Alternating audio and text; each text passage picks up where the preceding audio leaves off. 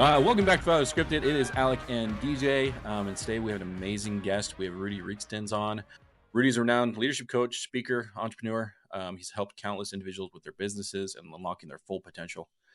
He's passionate about personal growth, mindset, and helping people become the best versions of themselves. Today we're going to talk about the usual stuff, dad stuff, but we're also going to go deep on mindset and talk about how we can show up as dads, handle stress, and how we balance ambition and being present for our families. Before we get into that, Rudi, for those who may not be familiar with your work, can you share a little bit about yourself and what led you to do what you do today? Well, firstly, thank you so much for having me on the show, gentlemen. It's always an honor and a privilege to meet people that are creating impact. And I think that the topic that you guys bring out into the world is so necessary. And the more that we can support this kind of dialogue, the more it's going to support people to live what I deem the highest and the greatest potential that we all have. And that obviously starts with who we are first and foremost, and then how we show up for the people closest to us, which is 100% what you guys are doing. So thank you for giving me the honor and the privilege of being here today. I am a high performance coach, meaning I support people and organizations to achieve their highest and their greatest potential.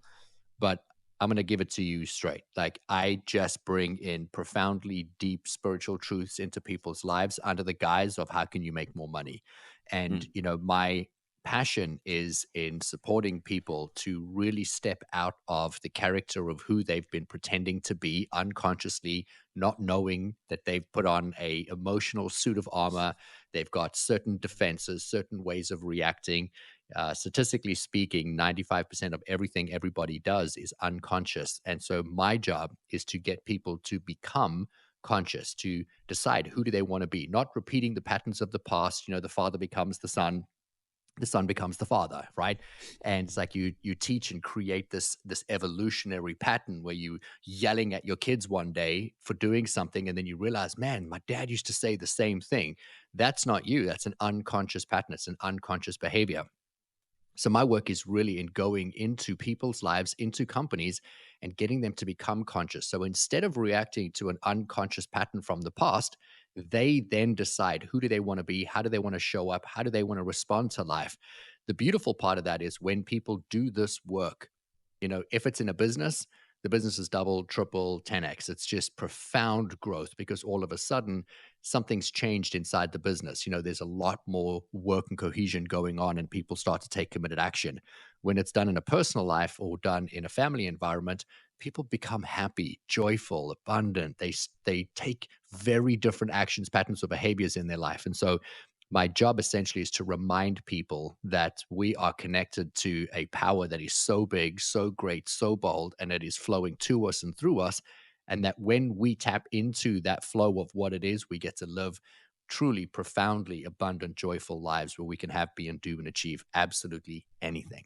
Yeah, and I like the fact that you brought up 95% of what we do is unconscious yeah. because we don't realize, right? Because obviously it's unconscious. So what you don't know is the so really just sitting there because I had an experience like that with my children. I'm like they drop something and immediately like I felt all this anxiety and I was like what is going on with me right now? Like I don't understand. Like it was just they dropped their toys. And it brought me back to little DJ when dad was throwing things and breaking things in the house. It brought all of that back. And it's like, wow, that was sitting in there that I didn't even realize it was dormant. So it's cool that you're helping people come to that realization like, hey, snap out of it. Mm. Look, here's what you're doing. These are the patterns you're doing. You didn't even realize you were doing it. And so, yeah, if you want to talk about that a little bit more, it's cool that you brought that up. So, That's really the wheelhouse where I spend the bulk of my time, and I use that terminology very carefully, wheelhouse, because we all have a wheel, and that's divided into all these little sections. And in every one of these areas, we have these ways of being, ways of showing up, and they are all preconditioned. Why I like your podcast specifically, and when you guys reached out, it was a hell yes. Like, yes, I'd love to come in and be on the show, is because what people aren't aware of is that 95% of everything that we do, everything that we think over the age of 35 is a pre program. Meaning, when you wake up, when you go to the bathroom, how you brush your teeth, what you do, what you say, when your spouse says something and you react or respond, when you go to work, you read an email, you see your bank account, all of that stuff, that's not you, man. That is a response based on how you felt. Here's the kicker: under the age of 7.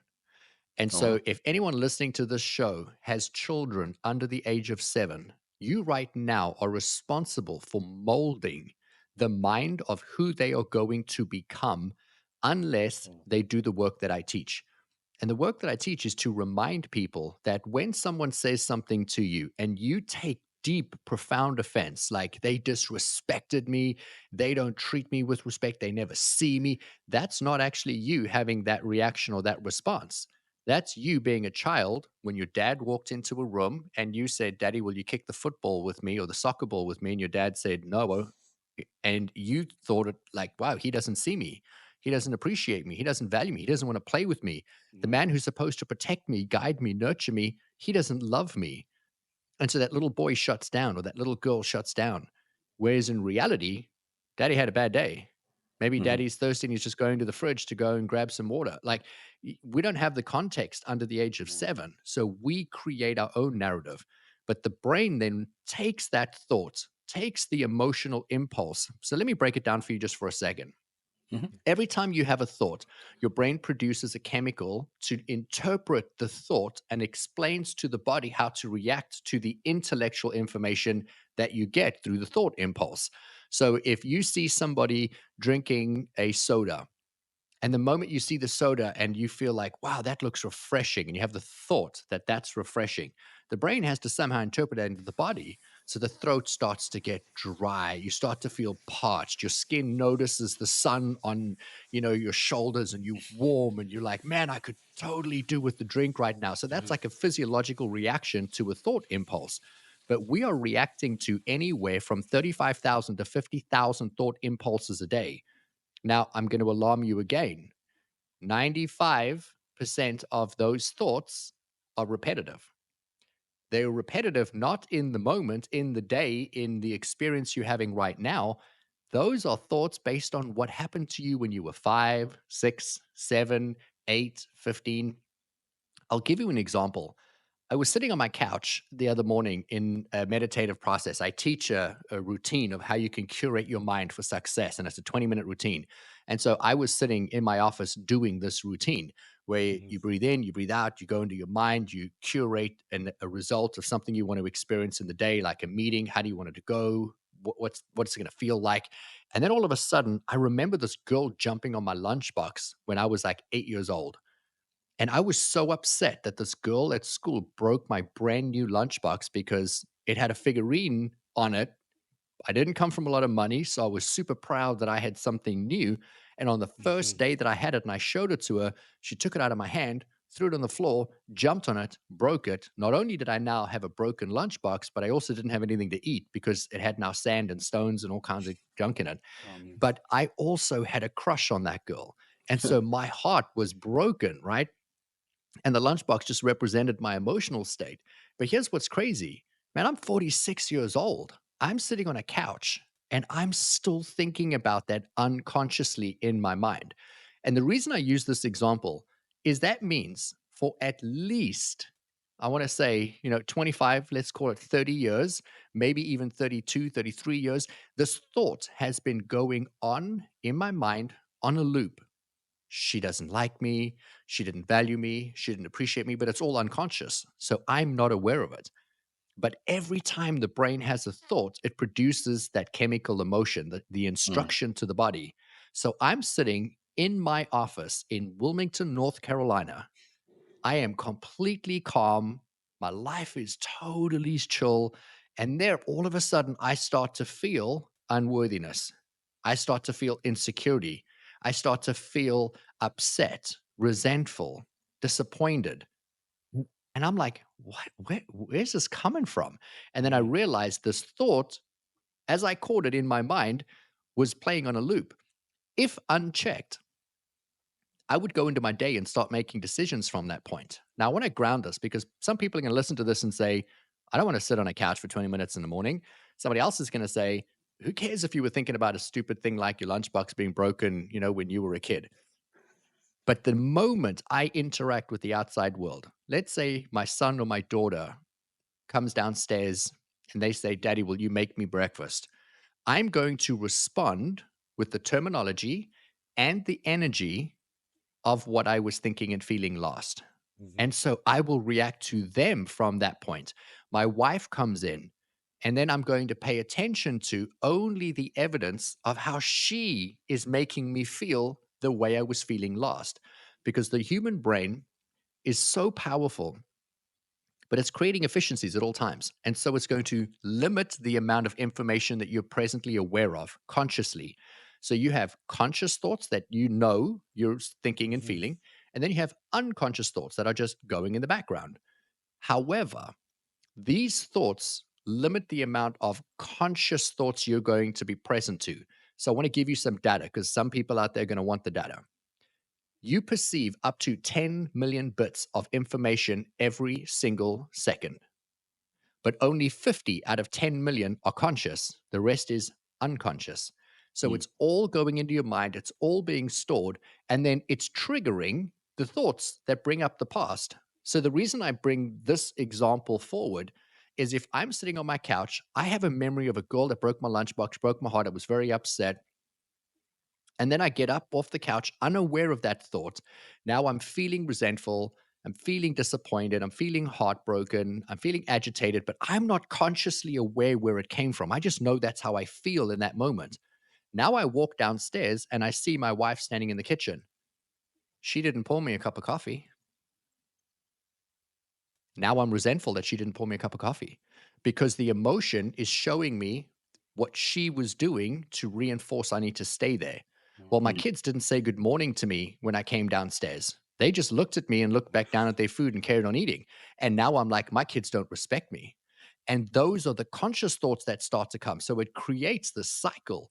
And that's where people get to being really unhappy or really frustrated or really agitated. And I can give you plenty of examples of how this works in business.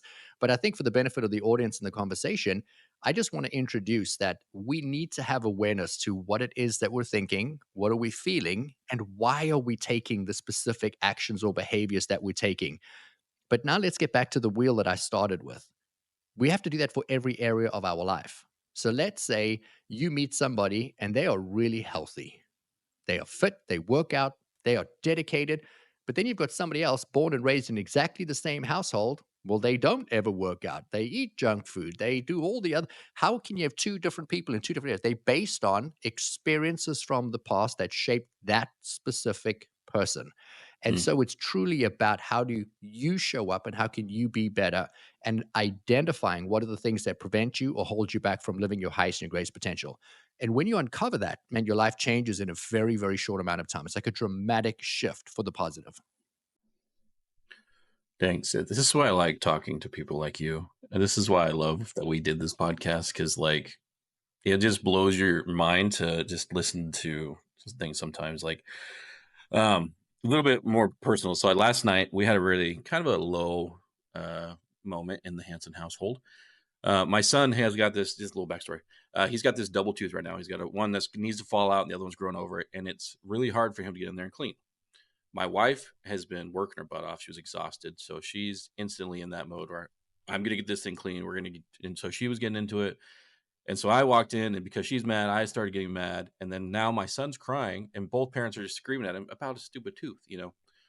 And so it's just sitting here listening to you and like, gosh, what am I doing to my son? And like, this isn't, because of this is because something that, my dad yelled at us for brushing our teeth when we were little. Like, and now I'm doing the same thing to him. And it blows my mind that just like, this is something that he could remember down the fast. And this is something I'm implementing now where I need to switch it up. And it's like, oh, this is what I like. I love talking to you, Rudy. It's just so thank you. I'm going to give you some I'm going to give you some advice that I highly recommend you implement into your day-to-day. And so for every single parent that's listening to this, and if you're not a parent yet, then just think about the relationships around you because this applies to anybody. But really talking to the parents right now. Firstly, Alec, I'm proud of you for having a moment of vulnerability and sharing because you gave us some insight into your home, into your life, and it wasn't the greatest insight. What I mean is it wasn't like, oh yeah, man, my kids freaking love me. We high five all the time. It was real. And Mm, every single person that listened to this has been like, oh yeah, that was me. Maybe it wasn't last night, but it was definitely last week, or it was 2 days ago, or maybe it's every day. But we can change that. So the most powerful thing that you need to do right now is that when you see your son next, you sit him down and you say, I'm sorry. Mhm. You need to be able to sit him down and say, hey man, I just need to have a moment with you. Can we have like a man-to-man moment? And then you get down on his level. When I talk to my son, and I don't mean like what do you want to eat questions, I mean like real life stuff. I'm on his level. I'm either sitting on a bed next to him or I'm on my knees, so I'm eye level with him. He's 11 years old. And so I'm even looking up to him a little bit, but not overpowering him. And I have this moment with him. And I would say to him, and I've said this to my kids countless times over the course of their life so far, hey, man, I'm a new dad. I need you to know I'm figuring this out every day. Do you know that I've never been a dad to an 11-year-old before? So I don't know how to parent an 11-year-old who's not brushing his second tooth and doesn't think about the fact that he's only ever going to have those teeth for the rest of his life. Do you know that I know that your teeth are one of the largest indicators of whether or not you're going to have cancer when you get older? So hygiene in your mouth is pretty freaking important. And Mhm. and right now you're just thinking about, if I just stick a toothbrush in with a little bit of toothpaste and be done, I can move on to the next thing. But you really need to slow down in this moment. And I failed to communicate to you in a way that you understood why that was so important. And sometimes I make mistakes, really bad mistakes. And last night I made a big one. But I want you to know I'm really sorry. And it really Mhm. upset me. I lay in bed thinking about it all night last night. And I never want to talk to you like that again. So, how about you and I make a deal? We won't talk to each other like that. I'm going to ask you not to talk to me like that. And I'm going to ask me not to talk to you like that. But if I do, I give you permission to call me out. Mhm. In the moment, say, hey, dad, you're yelling at me again. Because let me tell you, your kid only has to say that once. And you're going to Yeah. be like, whoa, there I'm doing it. And that's how you create the Right. pattern where you break that mold, right? Of saying, here's the new pattern of how we're going to be. Remember, gentlemen, you've been who you are longer than you've been the person you're aspiring to become. That's why most people's lives don't change. Like, I Mhm. change lives literally for a living. And people say to me, how do you get people to change their lives? I'm like, I get them to be different people. Because if you want to be someone, or you want to be something, or you want to achieve something, the version of you that got you here is not the person that's going to get you to where you need to go. Well, The person that got you here, that you are right now, the thoughts you think, the feelings you have, the reactions you have, that has qualified you to get you to where you are now. And if you want something to change, then something has to keep changing. You've got to keep growing. You've got to keep evolving. You've got to change your terminology. You've got to change your emotional state. You've got to have vulnerability. Alec, you just beautifully were vulnerable on a podcast, where we have the potential of thousands of people hearing you say that. But you know who needs to hear that? Your son, right? And think about, who's he going to be when he grows up, when he learns to have that level of vulnerability? Because most parents, they don't show vulnerability to their kids. It's the same mistake I see in a business. Somebody starts a company, hires a bunch of people, and then they all of a sudden think, man, I need to know the answers to everything. I always have to be, I have to be right. I've got to get everything. I've got to look like I know what I'm doing. I can never let them know I'm stressed. That's not true. The greatest leaders will walk into a meeting where everything is going wrong in the business and say, I have no idea how to fix this. No idea. Pull up a chair and say, but I believe in everyone at this table. And I think collectively together, we can find the solution. Are you Mhm. with me? Those people are going to be more committed to that company, to that leader, than they are going to be if the leader walks in and pretends to know what they're doing. But unfortunately, as parents, most of us think we have to pretend to know what we're doing. And then our kids get to like 13, 14 years old and they realize, man, my parents are clueless. Like they don't know what the heck they're doing. And then they lose the respect for what we're doing. So, I apologize at every turn, man. I've started telling my kids from a young age, 3, 4 years old, I've never been a parent before, to a 4-year-old, then a 7-year-old, then an 8-year-old, because there's new problems at every level. So I hope your audience really got value from your vulnerability share, because that was powerful and beautiful, man. Yeah, thank you. Yeah. yeah, no, I like what you said. Just letting them know where you're at. Like, I've never been a parent to a 4-year old. Mm-hmm. I've never gone through this part. So and getting vulnerable with them and letting them know, we had somebody on the podcast and said the exact same thing, right? You having a crappy day? Tell your kids. I don't know why I'm having a crappy day, or if you do know why, it's like this, and this happened today, and I'm having a crappy day. So can you give dad just a couple minutes to recollect, to process? Because when you're vulnerable and you're honest with them, they're like, wow, okay, dad just needs a minute to, like when I tell my kids, like, just take a deep breath.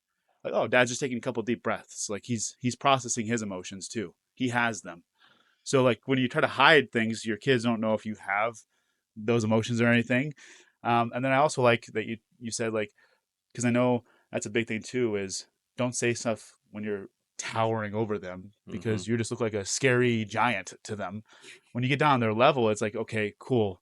Like, it's not so scary anymore. We're having a conversation, and it leaves them open to what you're going to say versus, oh no, like, so yeah, I love everything that you brought up. I think it's crucial to being able to teach your kids healthy ways of dealing with things. So I was gonna say, like, if you want to talk about, like, parents that's, like, you get through your day, like, obviously there's stuff that happens throughout your day as well, right? So when you get home, you are reacting to things based off of things that may have happened throughout the day. So kind of walk through that with parents who come up after a stressful day. Things have just felt like they haven't really gone your way, and how to kind of mitigate that when you get into the door. Like, how do I then process and then be present for my children and my spouse? I teach tools and techniques to individuals and organizations where they can learn to curate their energetic and emotional state. And for the benefit of a podcast, it's kind of hard to explain it in its entirety. So I'm going to give you a snapshot version of it. And then if this really sparks an interest in you, I would recommend you head over to my website and do a little more deep diving in some of these tools or techniques. You have three bodies. You have a mental body, which is where you think your thoughts. So many people identify with the thoughts in their head as if they are the thought. People identify with the emotions they have because the emotions are inside their body. The second body is the physical body that is updated from the mental body. We are neither the physical body nor the emotional mental body. We are the awareness to the body. So we have a thought about, I've had a crappy day. The body then produces a chemical of the feeling that you had, the unworthiness, the resent, the frustration, the anger, the whatever it is, the joy, the exuberance, whatever the emotion was that you experienced that day, and it dumps it into the body. Then you experience that in the body. And because it's so close to you, meaning you're feeling it in your gut, you're feeling it in your chest, right? You have that reaction, you identify that you are that. So then you say statements like, I am angry and I am frustrated and I am resentful. Well, you can be none of those things. The greatest thing you can identify with is that you are experiencing emotion of, but never identifying you are the emotion. The majority of people say things like, man, I am depressed. I am so frustrated with my job or my partner or my life or what my health or whatever it is. You cannot be. You can be experiencing a moment of that. Mm. But now I need to really bring awareness to a topic that few people talk about, and that is the energetic body, your third body. So, mental body, where you think your thoughts, physical body, which is what is updated from the thoughts, and then the energetic body. Every single person has an energetic field that extends anywhere from 4 feet to 15 feet past them. That energetic field is communicating on your behalf all day, every day, whether you have an awareness to it or not. Mm. Every time I introduce this topic and people look at me like I'm talking absolutely crazy talk, I like to remind them that this information is communicating with you and you're making decisions based on that information, yours and everybody else's. Have you ever walked into a room, gentlemen, where you met someone and you just didn't like them? Hmm. For some reason, you didn't know them. They look good, sound good, but something about them just said to you, "Get me away from this guy. He's a douchebag." Like you don't want to be there. And the more the person wants to hang out with you, the more you're like trying to take a step back. You're just trying to create some space. Like you just don't like them. Well, that is that person who either has a really negative energy, maybe really bad self talk. Their energy is really thick and really heavy. And when you get into their space, your energy field touches their energy field and it Hmm. starts to share information. And you start to feel that feeling of like whatever the emotion was they were feeling. Or if they wanted to maybe manipulate you, take advantage of you, they see you as a potential to make money or something, and you feel their negative intent. This is best described when you, like, I don't know, buying a secondhand car from like a random car dealership, and the guy's trying to sell you a lemon and he's telling you it's amazing. And you feel that like disingenuine, oh yeah, this is great. Oh yeah, this gets like, I don't know, 50 miles a gallon. It's an incredible car. And oh yeah, don't worry about the dings. This thing's like tip top shape, and yet you're feeling that emotion of like, whoa, I need to get out of this. Hmm. That's information you need to pay attention to. But if you're not aware of that information and you receive the information, your brain's going to respond and react to that information. I am going to give an example which you're going to relate to a degree, but this is really for any woman that are listening to this because it's going to hammer this home so hard. I always ask an audience, if we have women that are in the room that have ever been sitting at a bar or a restaurant with their friends, bunch of girls, and they're having a girls' night, and they have no interest in talking to a guy. They're just there to hang out with their friends. But then all of a sudden, they feel a creep in the bar. Some guy that's perving at them, checking them out, and they get that eek feeling like, oh, slimy. Like, can we go sit somewhere else or can we leave this place and go somewhere else? And then I ask the audience, have you ever experienced that? And every single female hand goes up in that room. They're like, hell yeah, we've had that experience. So I asked them, so what was that then? Did you see him? And most times it's like, no, they just felt him. Well, what did you feel? You felt the energetic communication of somebody having an intent to do something. Maybe they were thinking something about you, and then that touched your energy field. And then you all of a sudden realized, wow, I don't feel safe, or I don't like the environment. And that was in a disconnect or incongruence with how you felt. And so you're now picking up information. Now, because you're not necessarily taught this in school and you're not aware of this in your each and every day, Right. does it make it any less real? No, it's very, very real. So now let me answer your question because it was a good one. You go to work, you leave your house, you interact with other people. The other people all have an energetic field, and you are absorbing all of their energy all day, every day. Holy crap, you've got a cell phone. Every time you answer that cell phone and you talk to someone, you're picking up their energetic field. Oh my God, you've got a radio in your car, you're listening to music, you're drawing in an energetic field of the intent of every one of those people that you come into contact with. What if you go to work in an office and you sit in a cubicle near other people? You're sitting in the energy of all the people that are around you, and it is impacting your everyday. Hmm. Now you go home and now you interact in the energy of what is your home and your spouse. Then you get into bed and you go to sleep and you lie next to someone who has an energetic field, and you are now in their field because you're in the same bed within 15 feet, right? And so you wake up and start identifying as their emotion. They start identifying as your emotion. My wife loves to tell this story on stage. She had gone to go and visit somebody, and this was years ago, before we got married, and they were in a really small house. They had a two-bedroom house. They had a kid in one bedroom, and then the husband and wife, they were in one room, and so she was sleeping on the couch. And in the middle of the night, the husband gets up, comes and wakes her from the living room and says, "Hey, I'm struggling to sleep. Like, I've been lying in bed for hours staring at the ceiling fan, turning and turning and turning. Would you mind if I sit here and watch TV? Could you go and get into bed with her and sleep, and I'll just sleep on the couch?"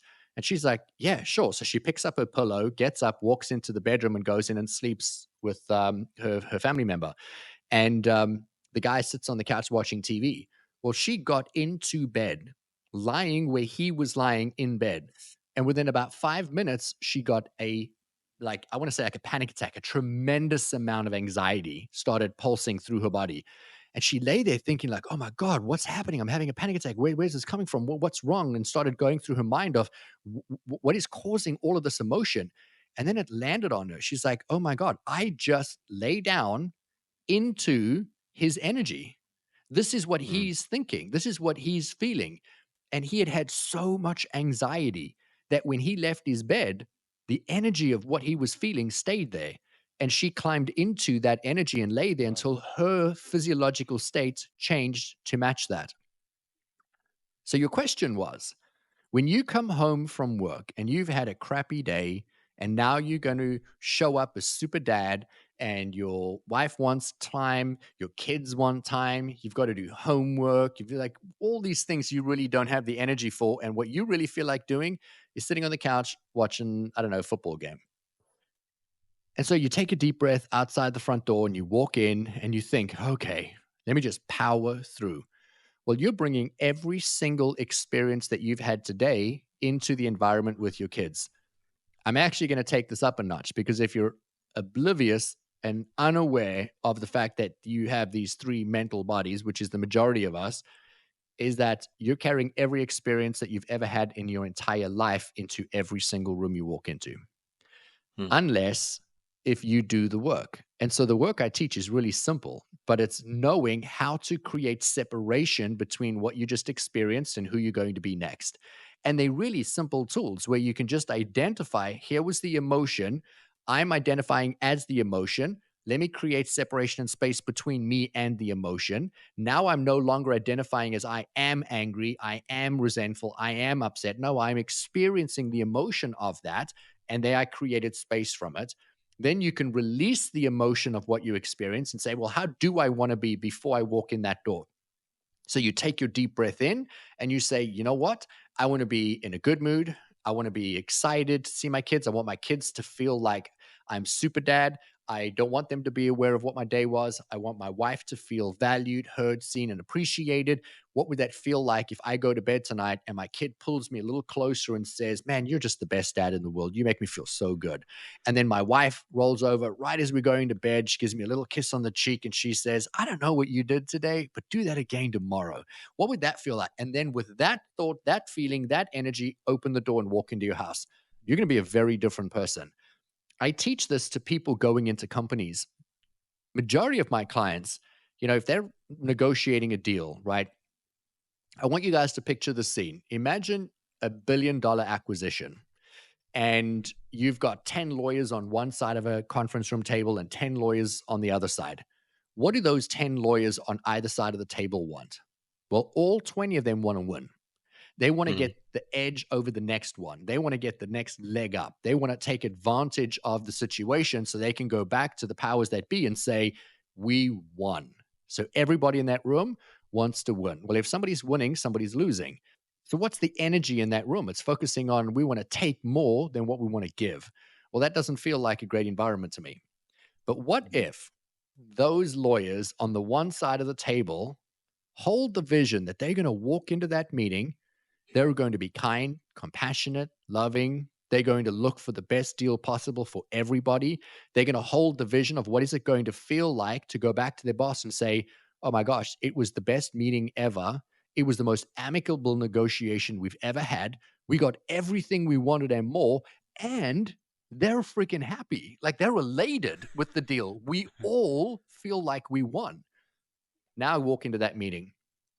Your terminology will be different. How you Mhm. show up will be different. How they react and respond to you will be different.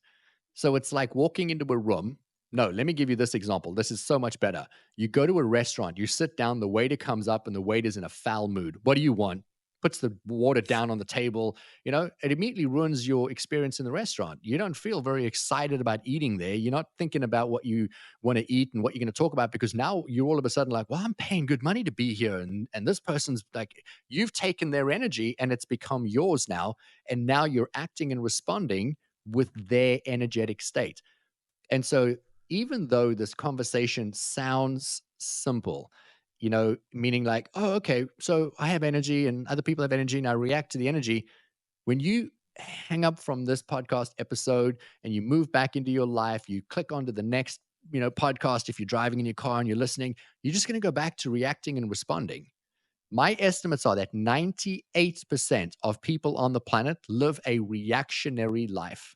They react to who they were, who is in the next room, how the next person's thinking and feeling, with never a thought consciously of how do they want to think and feel when they walk out of it. My clients are winners. They're winning all the time. But the only reason they're winning all the time is because they do the inner work of going in and saying, okay, well, you know what? There's something to this science. Everything in the universe is comprised of energy. Everybody's felt that emotional state. What if I take control of that and I do something a little differently? And then they start to apply that into their everyday life to be able to profoundly shift relationships or their bank accounts or whatever it is that they're thinking or doing. And it is so vital. I think that people need a little more information sometimes. So I'm going to give you one more example. If you're listening to this episode today and you think about your bank account right now, how much money is in your bank account? What about your savings, your investment portfolio? What about your, I don't know, rental properties that you own? Do you even have any of those things? And if you think about the state of your finances, are you really proud of that financial status that you've achieved? And if you are, great. What do you want it to be next? But if you're not, what would it take to get you to where you want to be? You see, everybody has a belief of what it is that they feel that they are worthy of having. And that belief translates into an energetic field around them. That energetic field around them, based on that belief, is keeping them anchored into who they are. I identified years ago that I only believed I was worth a certain amount of money. I worked in corporate America for a while. I owned 3 or 4 companies. And so I had a certain standard of living and I did really well, but I did really well up to a certain amount. And when I looked at my tax returns over a number of years, I was like, man, I like make the same money every year. I had 3 companies, sold them, sold 2, kept 1, kept that for a while, sold that one, went into corporate America, like, and the money stayed the same. How's that possible? Like, so many changes in where my income came from, but I seemed to make within a couple $1,000s the same money every year. And so I realized, wow, you know what? I have an energetic belief system around money. And it's that I can only earn so much, that I only deserve so much. So, what if I applied my work that I teach people in emotional resiliency to their income and I tripled my income that year? Wow. Tripled my income that year by just challenging what are my thoughts? What are my feelings? How am I showing up? What are the unconscious beliefs that came from a childhood? And, the anchor to it was my dad. And, we're on a podcast talking about how fathers show up, right? My dad used to walk around saying rich people have done bad things to make money. Like, that they take advantage of people to get to where they've gotten to. He would say money doesn't grow on trees. And he would also say things like, we can't afford that. And when he said, we can't afford that, I identified with that means we aren't worthy of having that. And so I didn't believe I was worthy. Man, you remove that one thought, that one feeling from the unconscious mind so that it's no longer repeating in your mind 35,000 to 50,000 times a day. You all of a sudden wake up and you're like, damn, you know what I'm going to do today? I'm going to write a book, and that book sells 1,000,000 copies. Or you wake up and you say, you know what I'm going to do? I'm going to go into my boss's office and ask for a raise today. And I'm going to go in and it's going to be with a very different energy than before. Because when you're no longer needy for something and you feel worthy of something, the energy around it is very different. And so people respond very, very differently to you. We've all had somebody hit on us when we were kids and they were needy and you didn't want anything to do with them, right? But somebody that felt worthy, well, you were chasing them. And it's a very different energy with how people interact with us based on that emotional state. So if anyone's listening to this, my number one recommendation or form of advice for you here today is to bring awareness to the fact that you are a construct of every experience that you've ever had. Right now, you are anchored tethered into a perpetual past. Your life will never, ever change unless you change how you think, how you feel, or how you behave. That's the formula to life. Thoughts produce feelings, thoughts and feelings drive human behavior. So you can have the big house, you can have the trophy partner, you can have the incredible relationship with the children, you can have the $1 million business, $1 billion yacht, whatever you want, but something has to change in order for you to get there. I know it's not great to hear those words sometimes, but I want to just anchor that for a second for somebody that's listening to that thinking, man, that sounded a little harsh. I also believe that we were created by the creator divinely, beautifully, perfectly to be who we came here to be. And who you are right now is the pre qualification for who you get to be next. Mm. And so where you are is exactly where you need to be right now. If you're hearing these words, you needed to hear these words because there's a message in these words for you. And maybe it is a call to action for you to live a higher and greater life, for you to have everything, because the abundance of the universe is everywhere. I believe that our creator wants us to be healthy, wants us Mm-hmm. to be wealthy, wants us to be loving, wants us to be free. We hold ourselves based on what all our experiences were into a place of where we feel like we just don't have enough. But we can have all those things, but we have to believe in our worthiness to be able to have them. I fully believe the creator wants us to have everything, but we have to be able to overcome the limitations of our past so we can step into the abundances of our future. I hope that served you and I hope that served your audience. Yeah, definitely. Thank you for everything you said. Like we talk to people and we don't know how to follow up sometimes. We're like, man, what do we say next? You know? Um, but yeah, just thank you for that. Just everything. DJ, I don't know if you could say something more profound than I Yeah, can. no, not profound. Just like starting to think about realizing where this has been true in my life. And Hmm. like yesterday, we we left. We had like a great experience. Nate, my oldest, he's 4, and he's been getting swimming lessons, taking a class, whatever, and he's just not grasping a few of the concepts. So we decided to do some private lessons, so that way he understands the basics. And like when we're swimming at grandma's house, he knows how to do it. And so we got him started it yesterday, and he just did really well. And everybody's like, we're like, yeah, Nate, you did great. And it was, yeah, we left the place. By the time we got home, like the energy changed. And it was like, I felt my wife was frustrated. So then I reacted to the frustration because I was like, maybe it's been because my day was off today. I'm feeling frustrated. And so, I'm doing stuff with a little bit more oomph, right? I'm taking the plates and I'm slamming them into the sink, and I'm like, I don't know how this all changed. Like you just like looking like, what is going on? And it it's very much so like that. And I feel like a lot of people get into this cycle with people around them. That's like, you know, she's feeling frustrated, so I say, oh, I'm feeling frustrated, or I'm frustrated, and you weren't even feeling frustrated, and it's not your feelings at all. Actually, it was the person you're next to. You're just picking up on their energy, and you took their energy and made it your own, when in reality, like, that's just. So then when you do that, what happens with the person next to you? Well, then they continue their energy, or they pick up on that energy. And it just, I see now this cycle with my wife and I, like, we're just in this frustrated mode, and it's like we're just feeding off each other, when in reality we could just say, well, hold up, let's separate from the emotion. Let's find out why we're frustrated.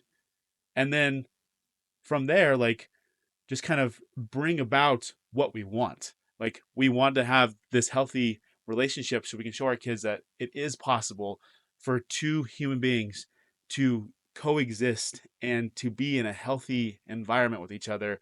Not what I grew up with, where my dad and mom were yelling all the time at each other and my dad's breaking stuff. Like, that's like, I saw unhealthy stuff growing up, but you can have that healthy. And so I was just like, oh my gosh, my mind's blown. Like, I'm seeing these patterns in my life now, and I'm like, holy moly.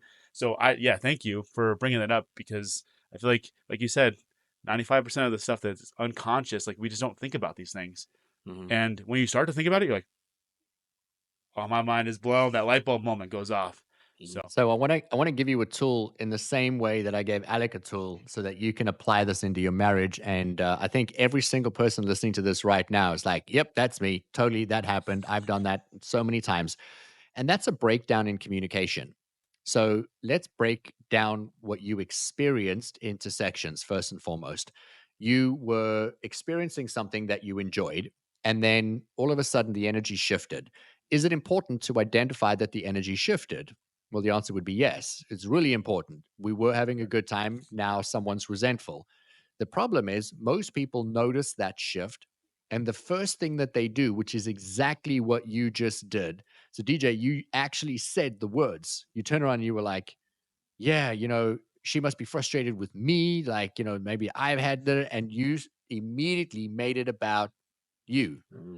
Sometimes someone has an internal shift and it has nothing to do with you. But we as human beings are so self-absorbed and so egoic that we turn around and make everything about us. And so the minute somebody does something, we think, well, we must be the reason.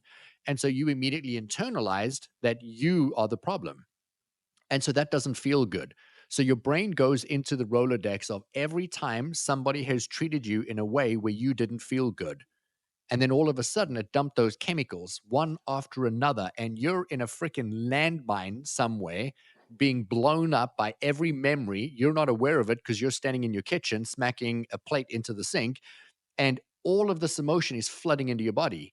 The brain doesn't know the difference between the past, the present, or the future. So you're living in the perpetual now, but all of those cyclical memories are being dumped into the body as if it is happening in real time. And that's really important because when you started to react, you reacted unconsciously to everyone that ever treated you that way, not to the moment that was happening right now.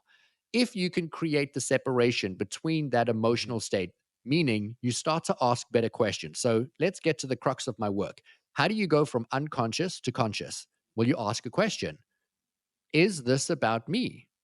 Can I definitively say I have done something wrong? This is an internal dialogue. Have I done something wrong to cause my wife to be resentful? So now I start to think, well, no, we were swimming, we were having fun, everything was fine. Is it possible that I potentially did something that agitated or irritated her? It is a possibility. Am I aware of it right now? Well, I don't see anything. No. Okay. So the next step now, and just that action, you've separated from the emotion.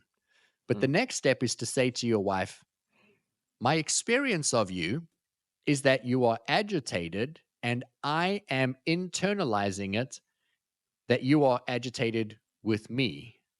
Have I done something to cause you to be upset? Because if I have, I would love to fix it.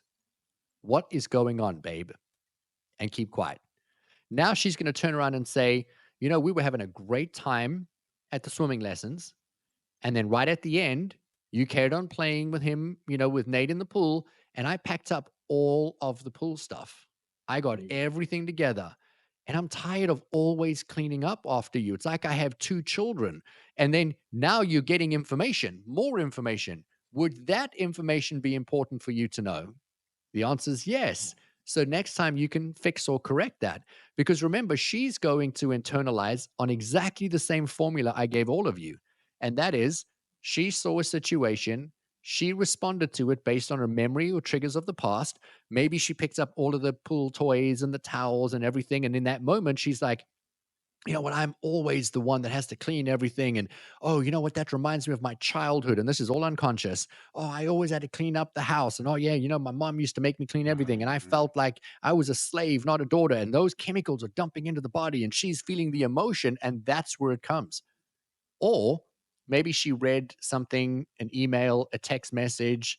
She found out a group of her friends went for lunch and they didn't invite her. And she's internalizing, why would they not want me at that lunch? And you've made it all about you. The point of this is that the faster you create separation between you and the emotion, and the faster that you use heightened, what I teach is elevated communication skills, is that when you use elevated communication skills like, hey, my experience of you is, you're not labeling her the experience. It's kind of like saying to someone, man, my experience of you is that you're being a little bitchy today. That's very different than my experience of you is that you're a bitch. Do you see the Yeah. difference? It's like Yeah. one is labeling someone something, and one is saying, hey, I'm experiencing that you're agitated. And instead of saying, my experience is that you're agitated, get yourself together and stop being agitated. Well, that's just attacking. But if you say, my experience of you is that you're agitated, have I done something that I'm not aware of that made you that way? Because if I have, man, I want to own it. I want to apologize and I want to fix it because that's not my intention. What did I do? And then let them speak. You're going to have a very different quality of life. My wife and I have what I lovingly refer to as a 10 out of 10 relationship. We have the best relationship of anybody I know. It is the thing I'm the most proud of. It is by far the most success I've achieved in any area of life, my marriage. But that is only that way because we have hard conversations all the time. I don't wait an hour, 2 hours, 5 hours. When something is amiss, there's a shift or a change in behavior, pattern, communication, mood. I'm the first person to be like, whoa, what happened? Let's talk about it. And if she says, I don't want to talk about it right now, I'm like, hell no, we're talking about it now. Like, we're not waiting. Like, we're not going to bed. Let's get to the bottom of this. And we unpack things, and that makes the relationship stronger. My advice to you is, man, re-listen to this episode, take some notes, and immediately apply it into your life because it is going to produce profound results in your relationships. It's yeah, it's yeah. I I can see like just being to just sharing what your experience is, and like okay, here's my experience. Even like I've heard people say too, like, here's what I hear you communicating, because a lot of times too we do that with our mind, right? Somebody says something and we filter through all of our experiences in our past, and we produce, like, it'll produce an emotion or a trigger or something, and they're like, wait a minute, I didn't, like, how did you get that from what I said? And you're sitting there like, well, I don't know.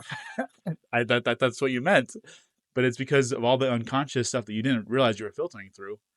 And so, like, I think it's great, like, just saying, like, my experience, here's what I hear you communicating, and just those words, it's like, oh, it puts a little bit of at ease, like, no, that wasn't what I was communicating, or Mm-hmm. and so it's cool to hear this and put in this perspective, and it's something like part of me knew, but hearing it again is like reaffirming that truth. Like, I got to have these conversations with her, and you know, as your kids get older too, like having these conversations with them, like it just creates a healthy environment for your relationship to grow.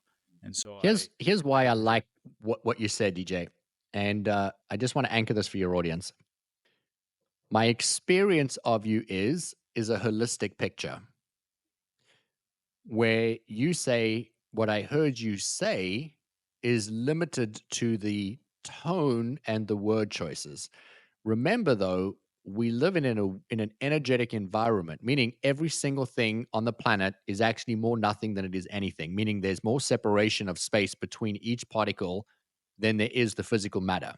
So if you think about concrete that is so solid, there's 99% space between each particle.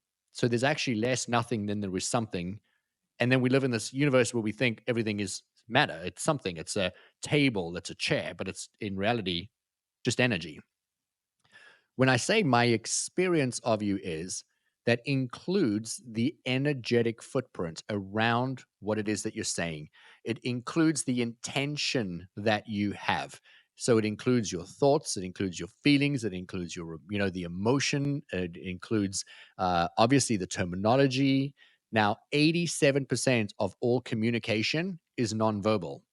So right now, if you got onto a stage and you had to present something and you were selling to an audience, 87% of what that audience is hearing or perceiving is actually nonverbal. So would it not be important to pay attention to the tone as well as the words, as well as how you are standing or delivering the information, but it would be more important, vitally important, to include what is the energy of what it is that you're wanting to do. When I work with people who are like public speakers, motivational speakers, coaches, or people who sell from stage or create ads or that kind of content, even for the two of you who have a podcasting platform, I would not get on the show if I was you, if I didn't get together, the two of you, before anyone joins, any guest, and say, how do we want this episode to go? What is the end result we want to achieve? How do we want the audience to feel? Create Hmm. the results of what it is that you want, send it ahead of you like you're pre-paving the yellow brick road. And then when you've created that, the brain and the body have already experienced the outcome because everything is being experienced in real time. So if you are fantasizing about a potential future, even though it's not real, and your body changes, meaning you think the thought with the motion, the body shifts and alters, you've experienced that end result. So if I said to you, do you have a Ferrari? And you say no. And I said, okay, could you imagine you have a Ferrari right now? You go in your mind, you imagine. I'm like, no, no, no. I want you to feel what it would feel like to have the Ferrari. I want you to like take that thing around a track. I want you to tear the rubber off those tires. I want you to park that in your driveway while it's going ting, ting, ting, ting, as it's cooling, because you can hear the metal, expanding and contracting. And you've got that humming sound as it's cooling, as it sits in your driveway and your neighbor walks past and he's like, damn, what would that feel like? And if you could feel that and imagine the wind blowing through your hair as you drive, well, you viscerally changed an emotion in your body, which means every cell in your body has had to change to meet and match that. So when you open your eyes and I say to you, do you have a Ferrari? Your brain and your body believe you did. So you would feel more like somebody that did than you would feel like somebody that didn't. And the difference between having and not having is when you align your thoughts, your feelings, your behaviors to the outcome of what it is that you're wanting. And so, my advice is really spend a tremendous amount of time curating what the end result is of what it is that you want. I have a community that I'm launching where I will literally be teaching all of these practices, communication styles, how to control your energy, how to prime your mind and your body for true success, how you can turn your life around in less than 66 days' time. I'm talking about going from where you are to having what you want in 66 days. All of this will be uncovered in my community. Typically, to work with me on a one-on-one capacity, and I don't generally talk dollar values, especially not on a podcast platform. But I think this is going to give the benefit to the audience, the value of what's behind what I'm about to offer you. Hmm. To work with me one on one is, a six-figure commitment, anywhere from $100 to $200,000 per person per year. And the average person is not investing, $100 to $200,000 in self-development. The reason that I work with people at those levels is because I'm supporting people that generally have a company and they're responsible for many people inside of the company. So, it's motivating and driving, 50 people, 1,000 people, 30,000 people. But the demand for people to learn what it is that I am offering is so great that I don't have the time or the capacity to be able to do that. And so I'm launching now. Actually, by the time your episode goes live, will be the opening day of my launch day for a community where every 2 weeks I will be getting on a video call and teaching these tools, practices, and techniques to people. And it's going to be a 12-month program where it's just open enrollment. People can just keep joining as I go through. And I'm offering that at such an incredibly low nominal fee. The only reason I'm charging is that people don't pay attention if something is free. Hmm. Anytime I've ever done anything for free, people say, that's amazing. I feel motivated, but they don't do anything with it. And being part of a community like that, where you've put a stake in the sand, makes people show up more. And this community is going to be less than $500 a year. It is simply just enough money for people to say, you know what, I'm going to think about this, take it seriously, and then I'm going to listen. I'm going to show up. I'm going to attend the calls, and I'm going to change my life. And so I couldn't make it any more affordable than what that is. The same content I teach somebody who pays me $100,000 is going to get exactly the same thing for $500. It's just going to be done in a group format. And so that is kicking off now. And so, anyone that's listening to this, if you've heard something on this episode today and you've thought, man, that resonates, man, I want to change that, man, I don't want to be who I've been longer, I want to be the person I want to be, all of that is going to be found in the Empowered Life community. If they want to join, where can they find that?